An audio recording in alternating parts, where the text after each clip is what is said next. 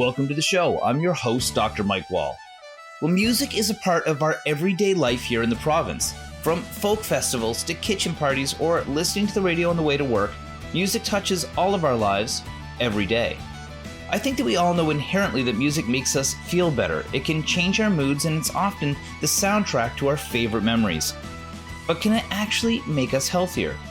Well, here to tell us more are two special guests on today's show. First, we talk with Dr. Ben Zendell, who studies the impact of music on the brain and how picking up a guitar or playing the drums may actually ward off cognitive decline and even certain diseases of the brain later on in life.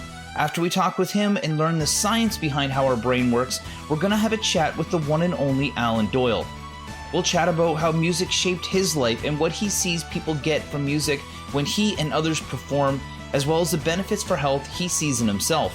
He also shares how he and two friends began the $1 a Day Foundation that provides charitable donations to mental health organizations that are doing great work, but might just need that financial boost to make more of a difference. So without further ado, let's learn what music can do for you. Dr. Zendell, welcome to the show. Thank you for having me. We're talking a lot about medicine and music and health. What's your area of research?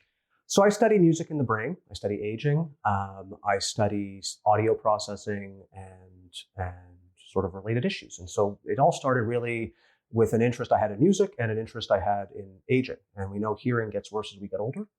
Hearing difficulties are pretty much one of the most common health-related issues we have in older adults. And there's now evidence showing that these hearing issues actually can lead to other things that are potentially more serious. So, not being able to hear leads to things like social isolation. You can't hear what people are saying. You can't have social interactions with them. That's been shown to lead to things like depression. And there's even some work now that shows that early hearing loss in sort of late middle age can actually predict cognitive decline when you're older. So finding ways to improve hearing as we get older really is of critical importance, because it might have this sort of butterfly cascading effect on other aspects of health that people are very worried about, particularly cognition. Everybody doesn't want to, people expect their bodies to age a little bit, but people want to keep their mental capacities as they age. That's sort of a real important issue for many people. Well, it's a big issue for here in Newfoundland. We have an aging population. What are some of the stats when it comes to our population and aging? So Newfoundland's one of the older provinces. I think across Canada, about 18% of people are over the age of 65. In Newfoundland, we're closer to 23, 24%. So we're higher than the Canadian population. One of the bigger things is what's happening over the next 30 or 40 years. And projections produced by the Newfoundland government suggest that our population age 0 to 70 is not going to change all that much in the next 20 to 30 years. Our population age 70 plus is going to grow dramatically. For example, we expect right now in Newfoundland, there's about 12,000 people aged 80 to 85. By 2040, we expect 27,000 people to be aged 80 to 5. So we're going to be older as a population. Wow. So you use music to see how the brain works and how it responds. Can you explain how you go about measuring that in the lab? Sure. So there's two things that I really look at with music in the brain. The first is how the brain processes music. So music is one of these universal human activities, right? Like language, speech, things like that. And every known human culture throughout history has engaged in some sort of musical activity. So it's one of these universals. So one of the things we're looking at is just mechanisms of how we process music. Why do humans have music and no other animals have music? So understanding what the brain does when it processes music. A second line of work is looking at how music experiences, music training, changes the brain over time. So those are the two main lines of work that we look at in the lab. Right, and you think about Newfoundland, it's part of our culture here. So is that one of the reasons why Newfoundland is such an interesting place to study? Absolutely, no. That was one of the reasons that brought me here to Memorial and to Newfoundland as a province. There's a long, rich musical culture in the province, and actually one of the first studies we looked at was comparing people who have done formal training, Royal Conservatory, Suzuki, things like that, to people who have done no formal training, but are still quite great at playing an instrument. And we had no shortage of people in both groups. And we found that there was actually some differences in sort of how that type of training affects the brain. So what are some of the findings you're seeing? You're seeing that people that are exposed to music throughout their lives or are formally trained in music actually have a different function when it comes to the way their brain works later on in life? That's right. So we've found now there's two sort of types of studies that have been done in this area. One looks at people who became musicians themselves, and then we can compare them to people who chose not to become musicians, right? And we can look at that over time. And what you generally find in those studies is that people who've chosen to take music lessons have higher cognitive abilities as they age and better hearing abilities as they age. And those better hearing abilities actually come from cognitive processing, not so much the ear itself, right? Because if we think of the ear is made up of these little hair cells, and the hair cells move to sound and they send a signal to the brain. But when you think about hearing in, let's say, a bar or a pub or a restaurant, all that sound reaches those hair cells at the same time, and your brain has to figure out who's your friend's voice, who's the people at the table next to you, where's the music playing, what are those, what's that beer tap pouring, the glasses clinking, things like that. And so that's a cognitive problem, not an ear problem per se. And we find is that older musicians do better at solving that problem. And that leads to a better ability to understand speech when there's loud background noise. And if you ask most older adults who have some hearing issues, that's the biggest problem is hearing when there's background noise, when you're driving in a car and there's road noise, when you're at a pub and there's lots of people talking. That's the sort of real audio issue. So the musical training seems to provide some benefit. Now, the problem with those studies is that people who choose to become musicians might have better hearing to begin with. And that makes a lot of sense, right? If you're a little kid sitting at a piano and you're playing and your teacher says you've hit the wrong note and you say, yeah, I heard that, I'm going to fix it. You go on, you keep playing piano, compared to another kid who says you played the wrong note. And the teacher says, the kid looks at their fingers, I can't tell. It sounds fine to me. That kid is way more likely to give up playing piano. And so these studies may have really selected for people who just happen to have better hearing to begin with. Right. So what's emerging now, and these are much harder studies to conduct, are randomized control studies. And they're run kind of the way drug trials are run, right? You give one group of people a drug, you give another group of people a fake drug, and then you have a no contact group to just as a comparison to see what happens over time. And so now there are studies that are giving people music lessons, comparing them to some other task that we don't expect to improve auditory abilities. So for example, I did a study that was just published a few years ago where we had people play video games for the same amount of time, learn to play video games. And it's just as cognitively challenging, but to play a video game, you don't need to have particularly good hearing. You need to have, you get good visual spatial processing. But music, you need to have better hearing. And what we found was actually the 6 months of music training improved people's ability to understand speech and noise compared to this group that played video games, compared to another group that just did nothing over the course of 6 months. And so those types of studies are now providing pretty good evidence that musical training can be used as a form of, let's say, medicine to maybe prevent hearing loss as you get older. That's amazing. And I've heard that saying before that, music is medicine. I've heard exercise is medicine from my background, but how can this be used for people in life later on, or maybe early, to prevent things from happening in the future? I mean, it's a perfect example of it's likely preventative, right? Because we see music as something people engage in constantly. And it's a lifestyle choice that we're seeing along with exercise that can preserve physical and mental health as we age. And the more people generally engage in challenging tasks as they age, the better preserved their cognitive function seems to be. And there's lots of evidence around this, but it's really about sort of challenging yourself and pushing yourself. And so learning a new instrument, for example, is very challenging. If you've never touched a piano before and you're 65 years old and you sit down for the first time, it's hard. Mm-hmm. And even just to play a simple song like Mary Had a Little Lamb or something, right, is challenging if you've never touched a piano before at that age. And so by doing something new, novel, that, keeps the brain active, keeps it learning and forming new neural connections, that seems to have some generalizability to other domains. Now, that's a big controversy in the field, is sort of how far out this generalizes. But there does seem to be, with music, pretty consistent reports of benefits to hearing abilities, and there's some evidence that it also benefits cognitive abilities as well. We're talking with Dr. Ben Zendell and learning about how playing music can help our brain health. We'll be right back after the break.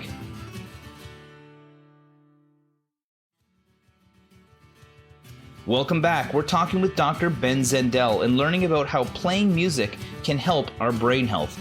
Let's check it out.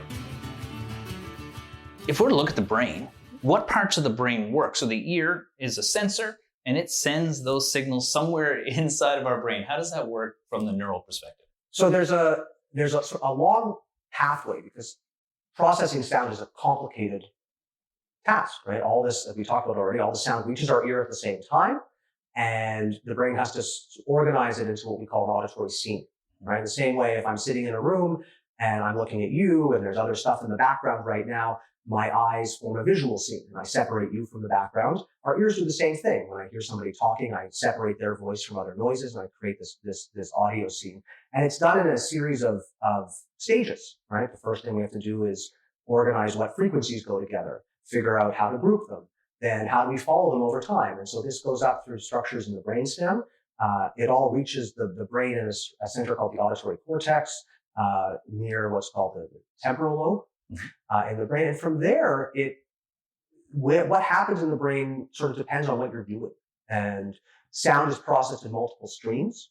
It's processed by its acoustic functions. It's also processed by in the motor system, amazingly, that's been tied to rhythm perception and things like that. So it's really this sort of wide-reaching stimulus that activates different brain regions everywhere, right? And we can think of music as being, rhythm leads to the motor systems. The song you heard on the last day of high school has, memories associated with it that never seem to go away, right? You hear everybody has those special songs, maybe your first kiss or your last day of high school, things like that. And every time you hear that song, you're taken right back to that location. And so it's related to memory. You can engage a piece. You go sit and listen to some complicated Mozart or Beethoven music, and you listen to sort of all the interactions of sounds. It's a really just complicated cognitive task to sort of hear all the different pieces and how they relate to each other. So music is a real ideal stimulus from that perspective, that it depending on what you're doing with it, it can engage large portions of the brain. Okay, question for you on this then. Mm-hmm. Does the type of music make a difference? I don't think so. Mm-hmm. I think the key really is engagement. There's certainly some specificity we've seen with training. So I had a participant in one study. One of the hearing tests we do is a test called gap detection. And what that means basically is we try and figure out what's the smallest silent sound you could hear in a tone, right? So you hear like a beep, and we put a little break in it. So beep, beep, beep. And we make that really small using computers. I can't do it with my mouth, like to the point of where we got to the point, actually, we just take one waveform out. So we edit the sound and just take one little waveform out of the clip.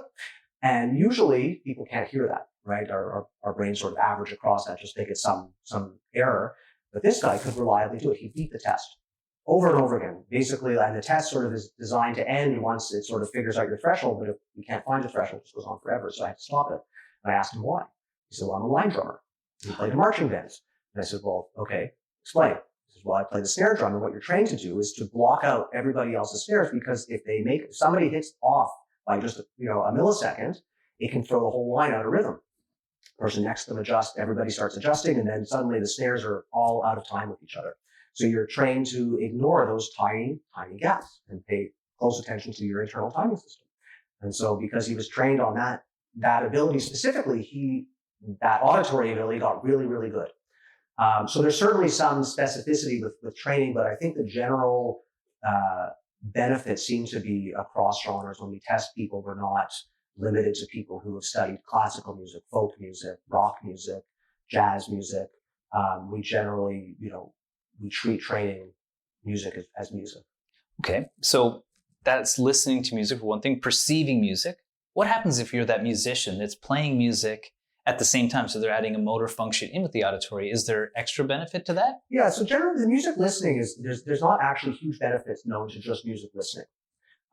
What the research is now showing is it's really about multimodality with these neuroplastic benefits that we're seeing. It's about engaging multiple systems. And there was a series of studies done about 10 years ago now that actually specifically compared that, as they had people learn to play a little piano melody, and then had people listen to the people learning to play piano melody. And so the people listening, their task was to listen to these people who had never touched a piano before, and every time they heard a mistake, press a button. So they're listening to the exact same thing, they're engaging it, right? They're listening for errors. But the other group is learning to play, and every time they made a mistake, the teacher would correct them and they'd fix it and get better and better. And then they looked at hearing abilities before and after. So before, the groups were matching their hearing abilities. Afterwards, there was some brain responses that we could measure that were enhanced in only the group that played piano, not the group that listened to errors. So it really seems to be about engaging the motor system and doing the music and not so much just listening. And that was what we found also in a study we published a few years ago about musical training in older adults. Again, when we looked at the results, we started seeing changes to motor areas and not to auditory areas, but the benefit was to auditory processing, not to motor processing. And so we sort of did some digging, and as it turns out, when we're listening to speech, for example, there's two major pathways the speech stimulus follows in your brain. The first is the brain tries to process the acoustic information. It says, okay, how are these frequencies related to each other? What is the speech? The second, though, takes the sound and then tries to mimic how you would produce that sound. So it engages how we move the muscles in your larynx and your tongue and your lips to make these sounds. And when we looked closely at the benefits we saw from musical training, it was those regions where we saw benefit. And as it turns out, other research has shown that system is actually more important for understanding speech when there's loud background noise compared to the acoustic pathway. So that means that if we're singing along to our favorite tune or playing air guitar, we're maybe getting something.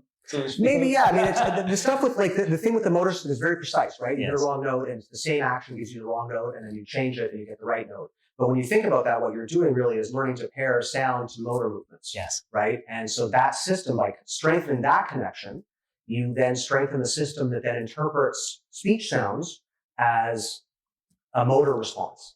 And it makes it easier to understand speech when there's background noise. So as we're learning, your favorite album doesn't just sound good, it may also be good for your mental health. According to the new report from the Global Council on Brain Health, called Music on Our Minds, there's a link that shows the positive effects music has on our emotional well-being, including improving mood, decreasing anxiety, and managing stress. As the report details, that impact starts in the brain, where music activates many regions, including those associated with emotion and memory. The music that was played at your wedding or the religious service or even at the concert you attended or a dance you were at, well, that remains preserved in those neural pathways that connect music with positive feelings. Research shows that music can have a beneficial effect on brain chemicals such as dopamine, which is linked to feelings of pleasure, and oxytocin, the so-called love hormone, and that there's even evidence that music can lower levels of the stress hormone called cortisol. This report included findings from the 2020 AARP Music and Brain Health Study, which represented 3,185 adults, and found that listening to music, whether it was in the background, by focused listening to recordings, or at musical performance, had small positive impacts on mental well-being, depression, and anxiety. The tips that came out of the report encourage people to explore technology that can enable you to listen to music across multiple devices, such as your phone or television. Try different music apps that'll suggest new music you might enjoy based on algorithms that identify music similar to your current favorite selections. Enjoy listening to familiar music that comforts you and evokes positive memories and associations. And if you're feeling unhappy, try listening to or even making music to improve your mood and relieve these feelings of depression. The last thing they suggest is to make music yourself, as Dr. Zendell told us. Making music includes singing and playing an instrument. Learning to play a musical instrument can offer a sense of mastery and self-esteem while enhancing these brain activities that we talked about. These are just a few tips of how you can add music into your life and what benefits they may have for your physical and mental health. So the takeaway here for Newfoundland in general is we are surrounded by music. I was at get-togethers before where people aren't musicians, but they pass the guitar around and everybody can play and sing. And what's sort of the sort of takeaway message for people when it comes to playing and getting involved in music? I think everybody can do it. I mean, I think that everybody should be involved in music, and our culture has evolved in such a way where we view differences between musicians and non-musicians, right? That music is a skill that people have, and you either have it or don't have it. And I don't necessarily agree with that.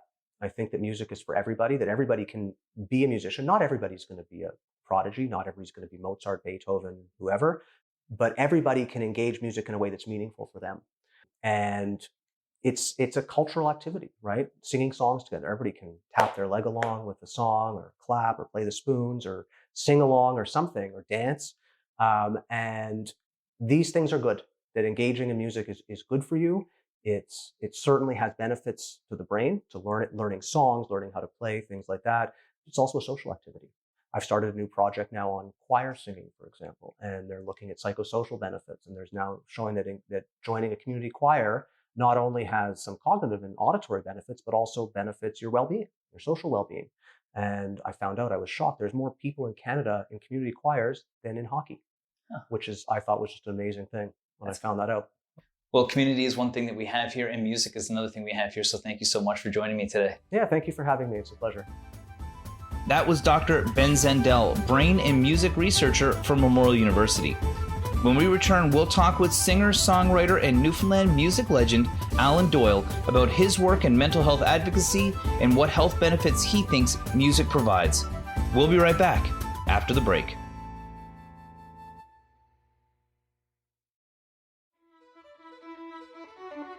Welcome back. To learn more about how music benefits our health, I met up with singer-songwriter Alan Doyle.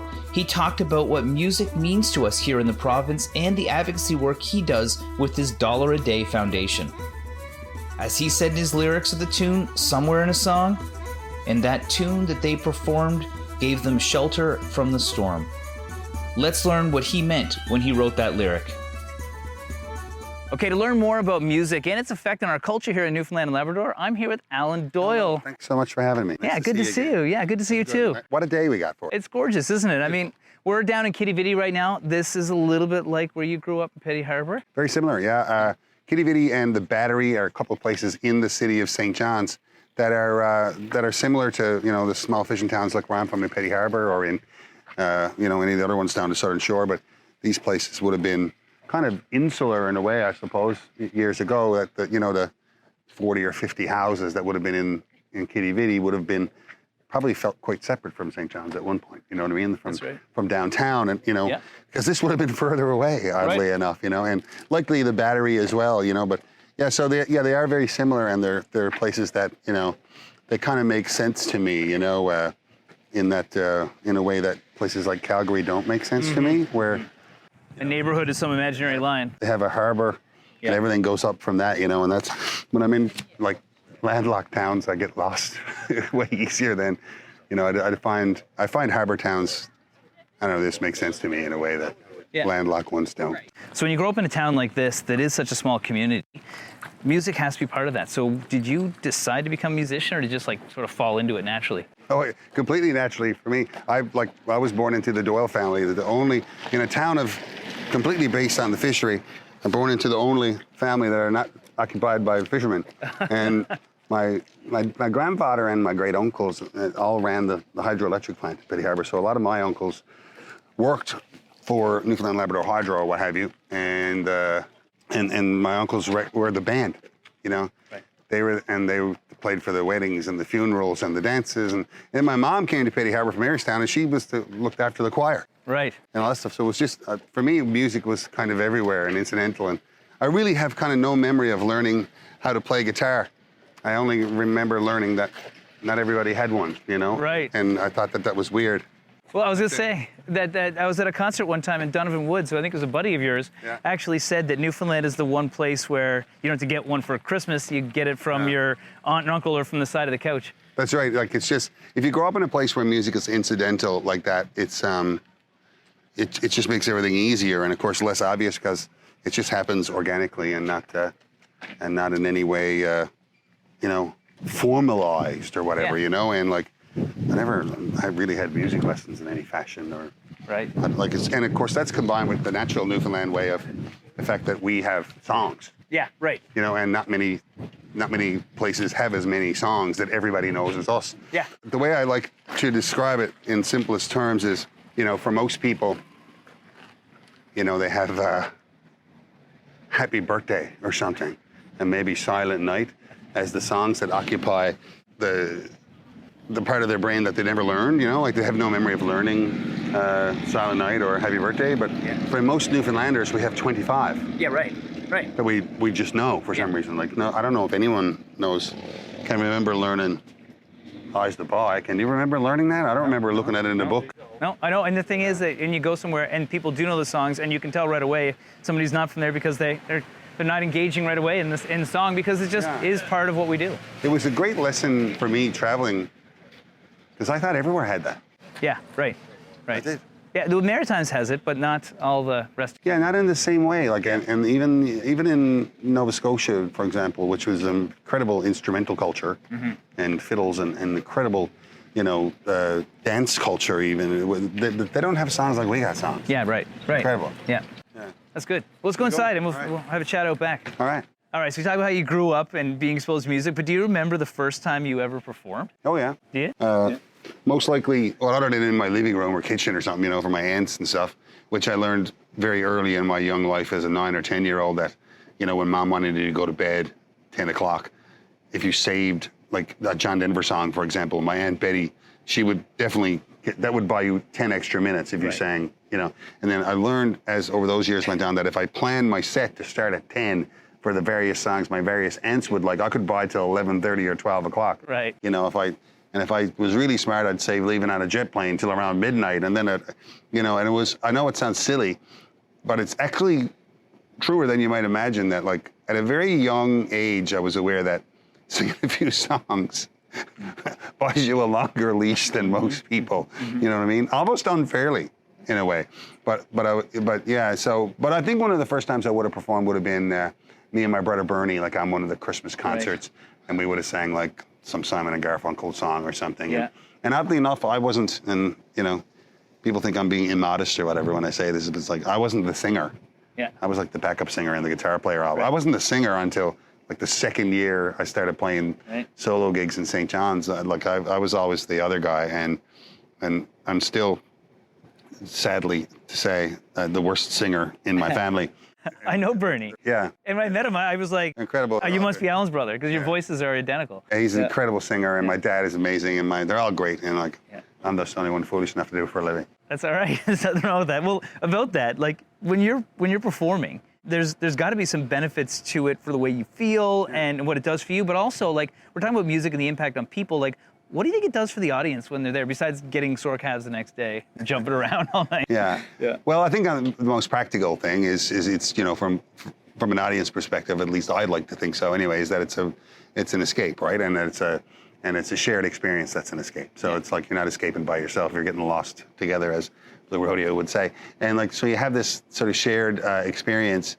That's if the guy on stage does it right, will make you laugh and make you cry and make you sing along and make you feel all the feels, as as they say these days. And I think that in a time when, entertainment has been changing so quickly in the last three decades, what have you, and the choices that people have, to entertain themselves at home or whatever, it's still amazing to me that people still love this art form. They love to come and face this way while some other guy faces this way and sings to them. Yeah. I don't know how many thousands of years old that is, but it's still very, very meaningful to people. And I think the pandemic showed us how badly people missed it, I mean, I think even more than theater or musicals or whatever, like that, or dance, that singing together as a performative art, I think is very, very human and valued. Well, that's a huge thing. People, I mean, even the travel aspect of it, people travel to go to concerts. That's like a huge part of travel. Yeah, musical tourism, I call it, Right, exactly. So, that's getting back, which is great for everybody's health. And, the term music is medicine has been popping up with everybody I talk to. Is there a link between music, mental health, or even physical health in your view? Well, Matt Byrne, who's one of my favorite singers, I heard Matt on the radio, I don't know, 2 or 3 years ago now. And Matt said something that kind of blew my mind, and because I never actually heard it put in words before. And again, this is from my side of the microphone.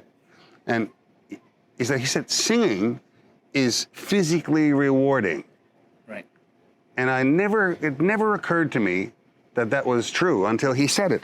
And he went on to explain that it was, because singing, of course, just like any other thing, you use muscles and parts of your body that you don't use doing anything else hardly. You know what I mean? And so there's for those of us who do that and flex those muscles as much as we like to do, you really miss it when you don't get to do it. Right. And it's a completely different thing to be, in your basement or whatever, or doing virtual things in front of your own your own phone, Yeah. whatever.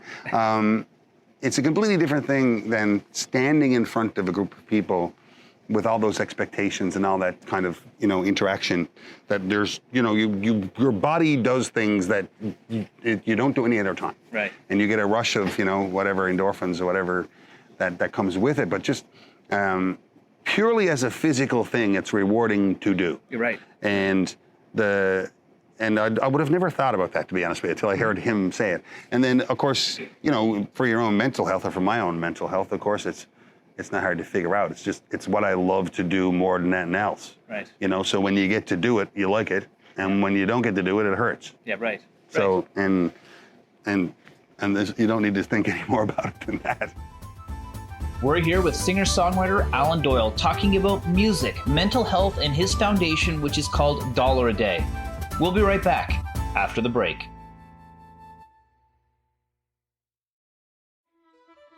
We're here with singer-songwriter Alan Doyle talking about music, mental health, and his foundation called $1 a Day. Let's get back to our conversation.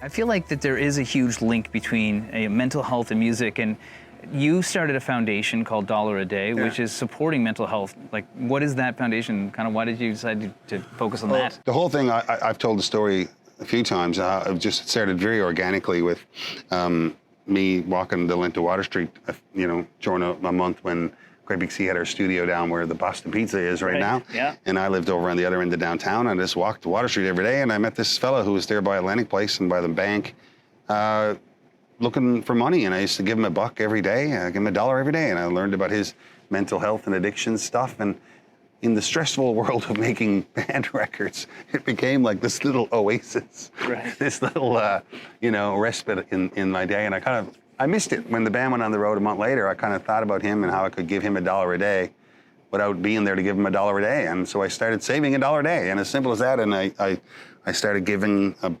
$1 a day or 4 quarters in my knapsack on the road or whatever.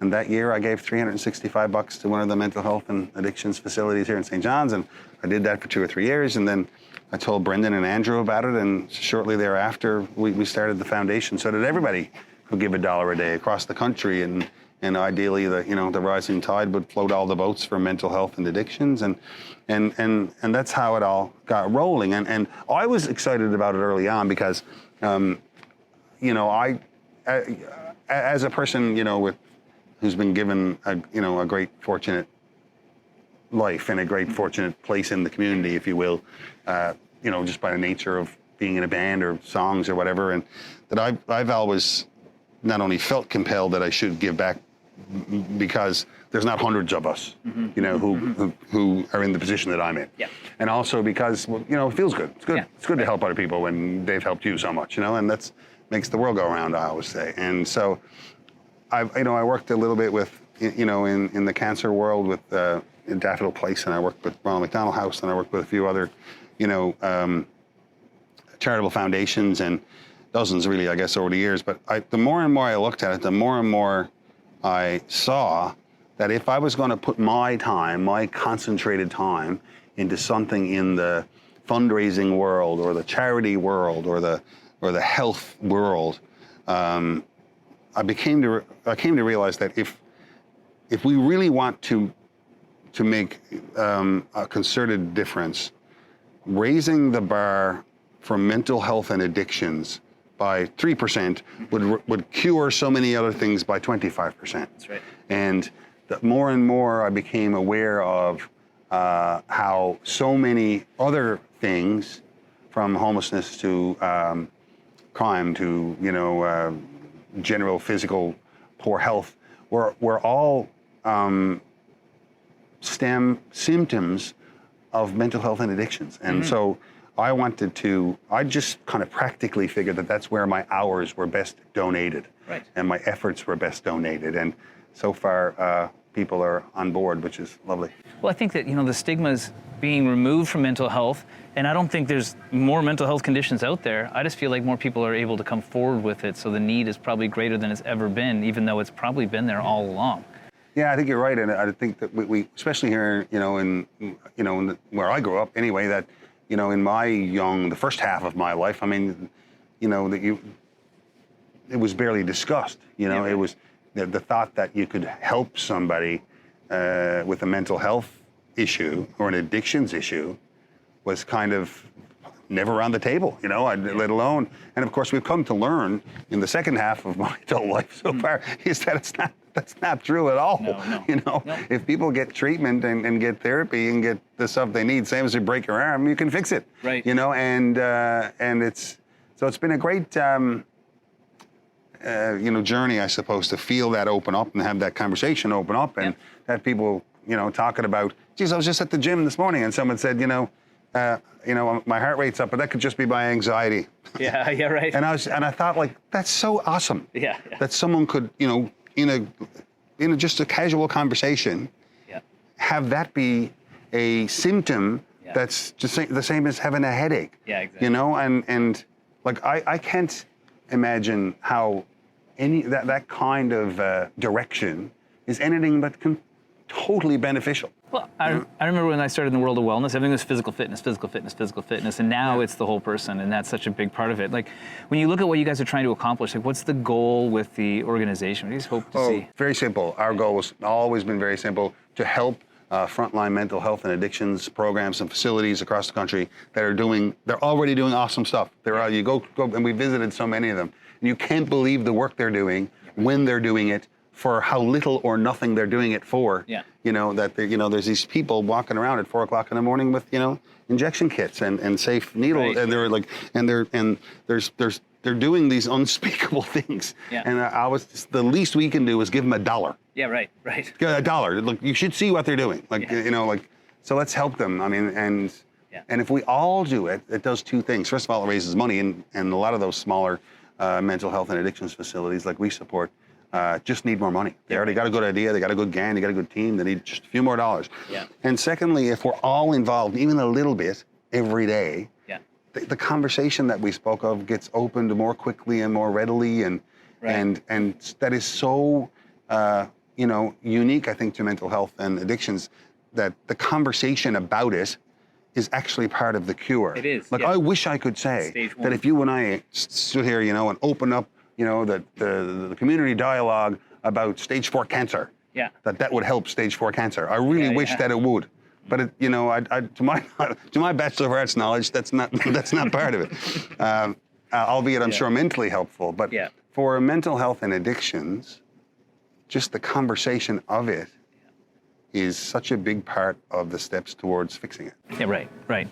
That's the thing we're seeing through a lot of people, is that, you know, I guess the question I'd leave you with, like, before we get off the topic of mental health, is what would you tell somebody who's still kind of afraid with that stigma, you know, of coming forward and getting help? Because you must have seen lots of different organizations that help people that are in that sort of stage of hesitancy, like they're afraid there's something, you know, people are going to be judged by it. But I don't think that's the case anymore. No, and I think that's the statement that people need to hear first. Is like, first of all, if you feel nervous about coming forward with it, that's probably for good reason. Yeah. Because somewhere in your past, or in all of our past, there was a time when we've been told that we shouldn't talk about it. Mm. And so don't feel bad for feeling bad. That's how I like to start it. Right. It's like, so, and don't feel nervous about being nervous, you know? And so the next thing I always try to tell people is, here are 10 different examples of where it used to be difficult to talk about this stuff. Yeah. That these people are showing us how to do it, and it's easier. Yeah. And sometimes it takes just what we're doing right now. Yeah. For someone like me or you to go, you know, how is your arm? How is your anxiety? How is your leg? There are 3 things that you need to work well. Yeah, it's true. You know, and so, you know, I always encourage people to, like, first of all, if you're reluctant to talk about it, that's totally okay. And there's a good reason you're reluctant to talk about it, because you've probably been programmed to not talk about it. Mm-hmm. And so, but then also, here's some avenues that makes it a little easier to talk about, and a little more, and you know, and I like to think, just because, again, I've been given a fortunate life with a microphone in my face, that people listen to me more often, just because it's louder. Hey, it's a good use of your voice too. It's a good use of my voice, that I can help with that, so that's what I'm doing. Well, let's switch to the other reason you use your voice, not just for advocacy work, but of course for singing. Yeah. Anybody out there who wants to get into music? Like, a lot of people are hesitant about music, especially here in a place like Newfoundland where everybody's good. What do you tell people about, you know, just giving it a shot? Oh, another wise person once said to me, if you love the work, then that's all you need to know. Yeah. That's all you need. If you love the work will save you, and the work will always be enough. And that's not only one of the reasons to get into the music business, it's the only reason to ever get into the arts at all, the performing arts. Do you love it? That is probably the one and only question you ever need to ask and answer. Good. Do you love it? Yeah. That's all. And if you love it, and if you, and I think that's true for everything from a painter to a dancer to a, if you love the work, then, more often than you can possibly imagine, you can make that pay for you in some fashion or another. Perfect. Well, I got a question. What if you love it, and like me, and I can't play music very good. I can't sing very well, and I can't really. I don't have any rhythm. Yeah. What do I do? Well, I love playing goalie too. Fair enough. I don't see me getting a call from the Growlers, but no. But I would argue, far be it for me, that I would suspect that you're probably an excellent example of somebody who had a good look and a sensible look at what they loved the most in their life and pursued it. Yeah. I suspect, I don't know, I haven't heard your shower singing yet, but I bet any money, I bet you're way better at this, health and wellness stuff than you are at anything else. Yeah. And I suspect it's because you love it the most. And that's a beautiful thing. And again, and true to the whole example, you've made it a way to be how you pay the heat bill, and more often than not, that is, I'd love to say that's always the case, but of course everyone has a different deck of cards than everyone else. But more often than you would suspect, and more often I like to tell people, it's way more likely than you can possibly imagine that if you really truly pursue the thing that you love, that you'll figure out a way to make it be your living. Yeah, right. Well, that's great. Well, I really appreciate taking the time today. I know you're getting on the road and traveling and getting back to the real world of music. We used to do that. We used to do that thing. Remember that? I used to love that. Well, it's great to see you, man. Thanks, man. Thanks for this. So appreciate it. Lovely day. Thank you. Thank you to my guest for joining me today. We're lucky to live in a province where music is woven into the fabric of everyday life. I hope this encourages you to sing in the shower, dust off your guitar, or tap your foot to your favorite tune. Music is medicine, and it's medicine that surrounds us every day. If you want to learn more about the Dollar a Day Foundation, you can find them at www.adollar-a-day.ca. They're doing great work for mental health advocacy, so I encourage you to check them out. Also, Alan's latest album was released in May of this year, and he's back on tour. Be sure to check out Back to the Harbor if you need some new tunes for your playlist. Well, thank you for joining me today. I'm your host, Dr. Mike Wall. We'll see you back here next week for another episode of the Wellness and Healthy Lifestyle Show on your VOCM.